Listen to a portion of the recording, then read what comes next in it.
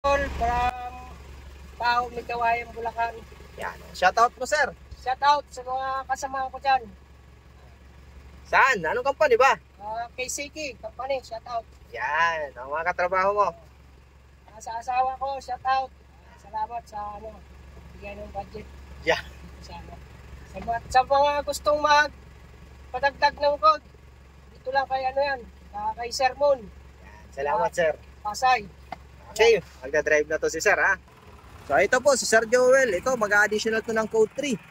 Yan, galing pang may kawayan. Ang aga-aga dito sa akin para mag PDC. So Monday ngayon. Yun, maganda kasi maaga yung training ni sir. So yung mga gusto dyan mag code 3 po, ito po yung requirements natin, PDC po.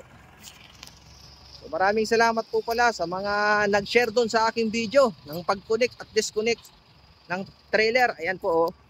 Yan yung ginamit ko sa video. Madaming nag-views at yun, madaming nag-i-inquire. So yun po, wala namang problema. Kung mga gustong mag-additional code, inquire lang kayo. Sagutin ko hanggat kaya ko yan. So sa lisensya po kasi natin, dapat ang lisensya natin, yung mga gustong mag-code 3, dapat 4 na taon na professional. Yun, madami pa rin nag-i-inquire kung non-pro, pwede bang magdiretsyung code 3. Hindi po pwede magdiretsyon ng code 3. Kailangan ipa-pro muna, tapos mag-antay lang ng 4 years. Ito ni sir, si sir naman is more than 4 years na. So qualified na po yung kanyang lisensya. So sa code 3 po ngayon, may dalawang code, C at D. Yung code C para sa mga straight track. At yung code D naman is para sa mga bus. Yan, magpapark na si sir.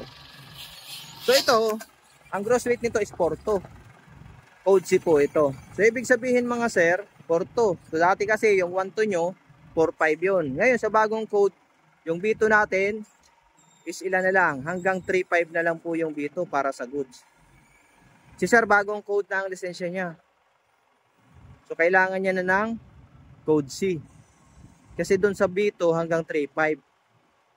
Yun. Kaya lang, bago tayo makapag-additional code, ang kailangan ay PDC certificate.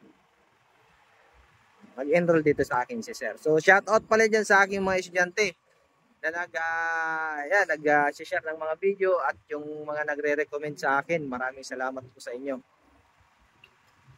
Yan, ayos. Sige, abante. So parallel parking naman ang gagawin ni sir.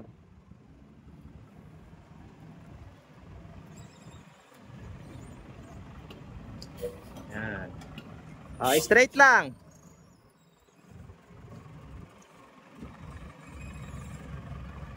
So yun, madami pa rin nagtatanong mga sir.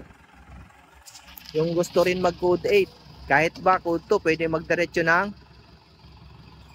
code 8. Hindi po pwede magdiretso ng code 8 pag code 2. Kailangan mo munang mag code 3. Pag may code 3 ka na, magantay lang tayo ng 6 months. Yun, pwede na yun. Okay. Hop, tawid. Tawid lang. Kaliwa, kaunti. Tawid lang, yan. Okay. Sige pa. Hop, hit kanan. Sagad. Sige. Sige pa, konti. Hop, break. Abantes dito.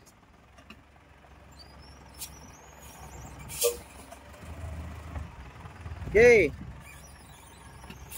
Hop, break. Ayos. Okay na yan. Yan, sir. Huwag mong patayin.